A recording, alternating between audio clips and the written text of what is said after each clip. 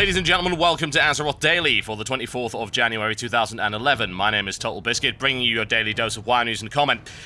Thanks for the messages you sent over the last week or so. Last week was pretty damn rough, if I am to be completely honest with you, and I'm sorry that it's caused interruptions in the usual daily show. Hopefully that will not happen again. And here's your daily news. Archaeology is getting a buff. Well, in terms of the money you can get from certain vendor items. You may want to be looking for an item called Word of Empress Zoe, which used to vend for about 10 gold, now vendors for 1,000. There's a couple of other items that got buffed as well, including the Silver Chryst of Khorl, as well as the Scepter of Neza Azret. They are all getting you a significant boost in terms of money, although most of the vendor items have just been doubled in the amount of money they actually get. So as, once again, Blizzard decides to disregard the economy entirely, you can rejoice if you happen to have any of those items, or indeed cry if you've already vended them. This change has probably not been hotfixed onto your server yet, so please, before you vendor any items like that, do check the vendor price first. The full list of upgrades is in the description below this video. All raid content within Cataclysm is now being cleared, with a Taiwanese guild called Dream taking down Alakia heroic world first. Now, a lot of people were actually claiming this was an impossible boss, evidently not, as the Taiwanese once again prove. Keep an eye on Raid or Die tomorrow for more discussion on this particular topic. The Lunar Festival has kicked off once again. There haven't exactly been many changes to this, so if you've done it already, you may wish to skip it. It's going to be going on until the 12th of February, and yes, unfortunately, some of the Elders are in Wrath of the Lich King dungeons.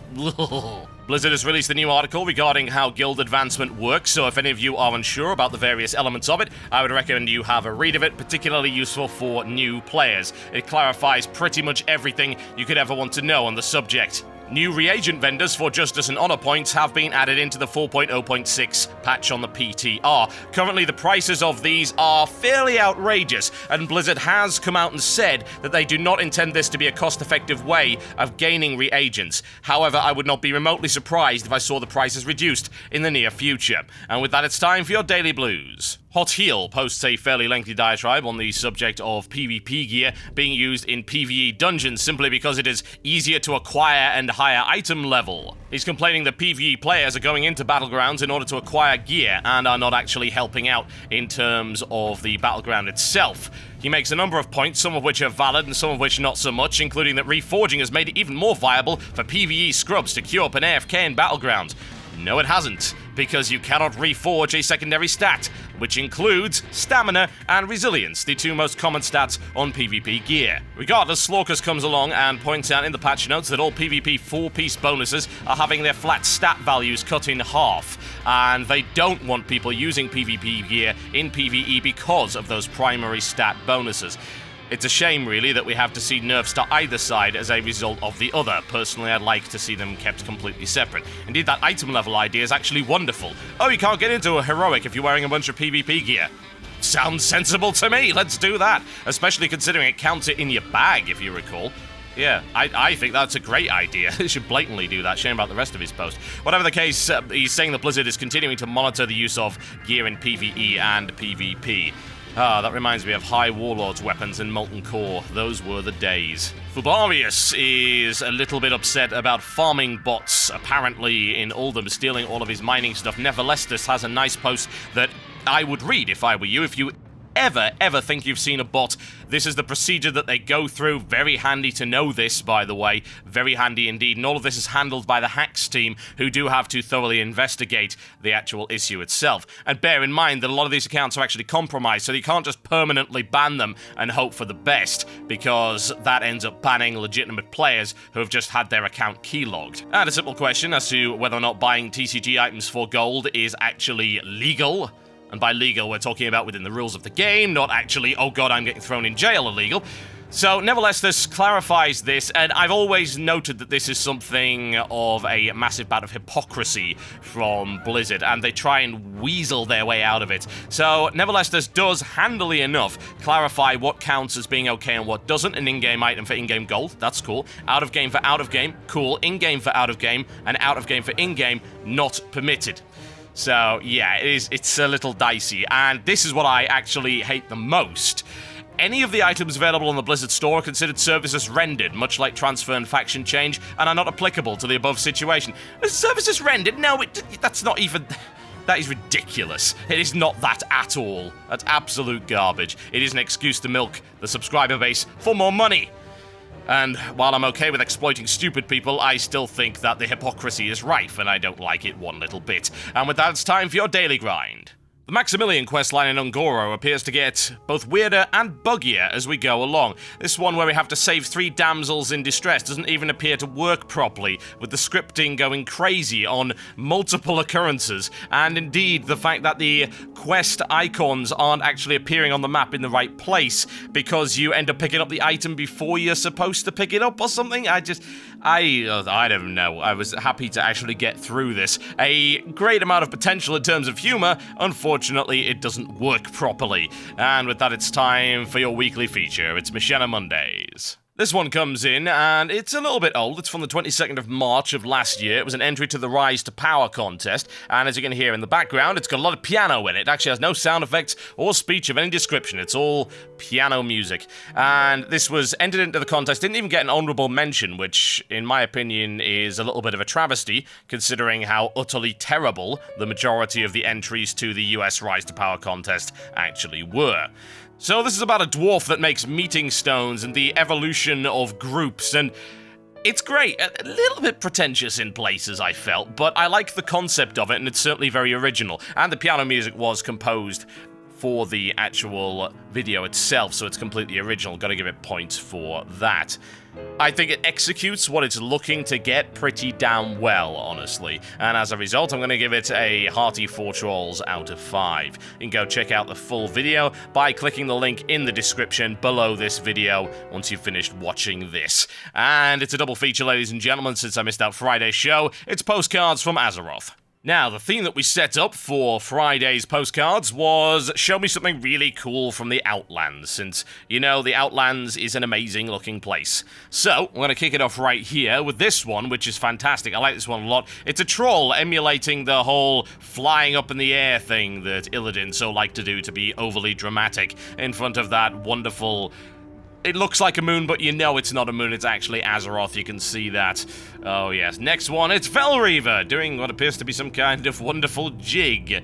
I had about 500 Felreaver pictures. It's not a surprise, but I thought this one was particularly amusing. I can just imagine a can-can going on in the background. One of the many shots of Zangarmarsh. A great place, actually. One of my favorite-looking zones, but one of my least favorite zones, because the questing there, not so great. An interesting look as the sunbeams shine through the mushrooms. And this one is something I did not actually notice at all. This one also is from Zangarmarsh, probably because I don't have access to this area. I'd imagine it's an Alliance one, but this cool statue of Draenei kids, as well as a Draenei sort of pouring water there. Cool fountain. I've never seen that before, so that's very neat indeed. And this one right here, one of many shots of the Dark Portal. I like this one in particular, since it sort of shows the road all the way up there. No demons or anything like that, so no signs of battle. A little bit eerie and lonesome. This one right here, a great shot of the statues in the Grand, and of course the wonderful Sky Dome, one of several great Sky Domes to be found in the Outlands. And this one, yes, Oshigan. So damn cool an area, Oshigan, very mysterious. And I think the thing that I really like about the Outlands is the fact that they could just go crazy. They could do whatever they wanted, and they actually did do just that. Speaking of Sky Domes, oh yes, that one is absolutely fantastic. I believe that's the one from Hellfire Peninsula. Easily my favorite scene. I still love that zone as a direct result of that Sky Dome and the music. And a great shot of Illidan. He's ready for his close-up right there with Azeroth in the background. Great composition of that one. Big fan. And we've got this one right here, which shows you the dome and the flashing purple arcs of whatever the hell that is in the sky over the Netherstorm. One of my favorite areas easily, and probably the favorite area of most. Gotta be Nagrand right here with its floating islands and its cool Draenei architecture. Big fan of that. Excellent shot. This one right here of the Blade's Edge Mountains. It's not difficult to take a good shot of Blade's Edge, simply because you just need the mountains spiking all over the place, and it'll look awesome one way or the other. So, yeah, I like that one. And this one, yes, the boat. I never found the explanation for that crazy boat in the middle of freaking nowhere. Who knows? And this one, the old version of Lady Sinestra. Yes, a little bit of a continuity problem there, to be quite honest, and this is still actually here, so I feel that Blizzard does have to do something about that. And the winner of today's contest, ladies and gentlemen, it has got to be this one, coming in from a name that I cannot possibly pronounce, but I'll try it anyway. Justin X Lolowower. I have a feeling that's not his actual name.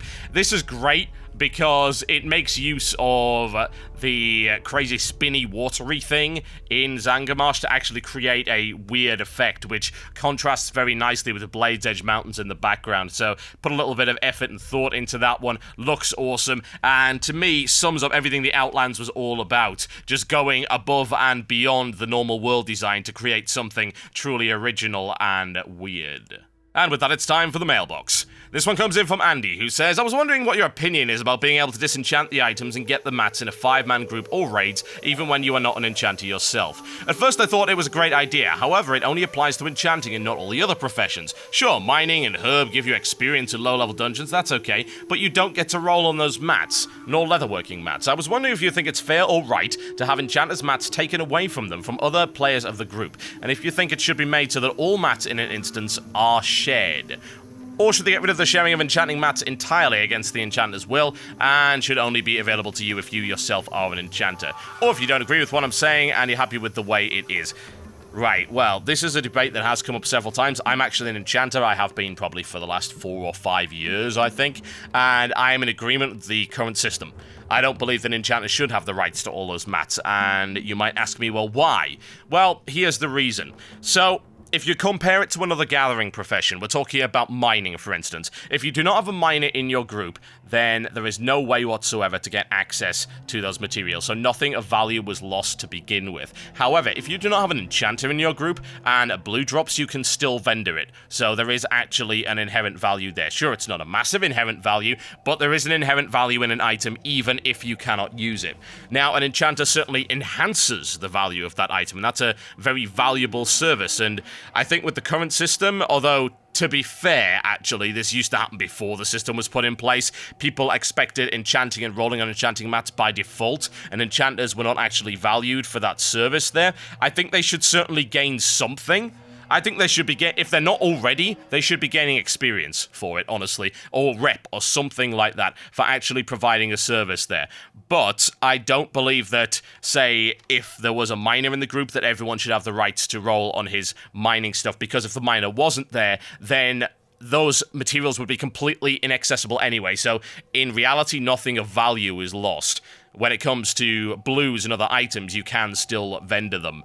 But yeah, it's not an ideal system, but I think it's a pretty fair system. I just think that enchanters should be rewarded for the fact that they have a profession at a certain level and they are actually able to help. Because bear in mind, of course, you cannot DE simply with enchanting level 1. That doesn't happen anymore. You have to have a certain level of disenchanting to actually disenchant higher level items. So they are providing a service that they have invested in, they have paid for, so yeah, they should be getting some reward, but no, they should not get all the mats by default, because, well, that's crazy. Think about it. Think about the value of mats these days, and especially stuff like Maelstrom crystals. Whew, massive, massive value there. So no, I don't think they should get exclusive access to that, but rep or XP, pretty good idea. This one comes in from Biopulse, who says, when I run my dailies in Tolbarad, I usually queue for a heroic at the same time, since the DPS queues are so large. Seems like a sensible thing to do to me, since there isn't a lot else I have to do besides dailies. The other day, though, I just tapped one of the unique quest NPCs when someone invited me to a group so we could get in on the kill. I was 25 minutes into my queue and didn't want to reset it, so I apologized for that and rejected the invitation. He then started to swear at me and such, and claimed people shouldn't queue while doing dailies. Whereas I thought he was just another selfish person you see so often online that thought I should abandon my 25 minutes in the queue so he wouldn't have to wait about 1 minute for a respawn. I thought about it more though, and it can be a pain when people constantly flow into the quest area needing the kill and fight for the tap. If everyone was in the queue, people couldn't group for the kill, though it isn't likely that would actually happen. But it could still be a hassle. In your opinion, was this person just being selfish, or was it actually rude of me to be queuing while doing my dailies? He was selfish and an idiot. Don't worry about it, it's as simple as that. You should be making the most efficient use of your time. To me, dailies are like the bottom rung of content in World of Warcraft that you do when you just don't have anything else to do. Because let's be honest, it's the burger flipping of World of Warcraft. It's repetitious, and not particularly challenging tasks done on a daily basis for the sole purpose of getting the reward at the end of it, rather than actually enjoying them. If you're still enjoying the same dailies after 10 or 25 runs or whatever, then I have to question your sanity. And I know the dailies are a little better than they used to be, but they're still not all that fun. So, of course you should be queuing, and honestly, so should he. And yeah, you should not be leaving a 25-minute queue just to help this guy get a tap. Big deal, he can wait another minute. Again, respectful of other people's time.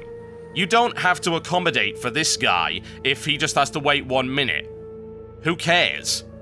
It's a minute, and you've waited 25. Mathematics is in your favor. He's a douchebag, ignore him. Okay, folks, that's me done for Azeroth Daily today, but before I leave, I need to let you know what the theme for this week's Postcards from Azeroth contest is. Now, since we're now able to fly in Cataclysm, I would like you guys to go and take photos from the sky of an area that you are otherwise incredibly used to. So it's about getting a different perspective on things. So take a shot, maybe it'll be top down, maybe it'll be at an angle, that makes something usual and routine, like, say, a town or a city or just some kind of general area, look very different to what you're used to. So we'll call it Changing Perspectives, and you send them in via the Facebook page, facebook.com/cynicalbrit, post them on there, and we'll pick through them for Friday's show. Okay, thanks a lot, guys. Remember, please upvote this video if you like it, and downvote it if you don't like it. Oh God, I'm turning into Reddit. I'll see you next time.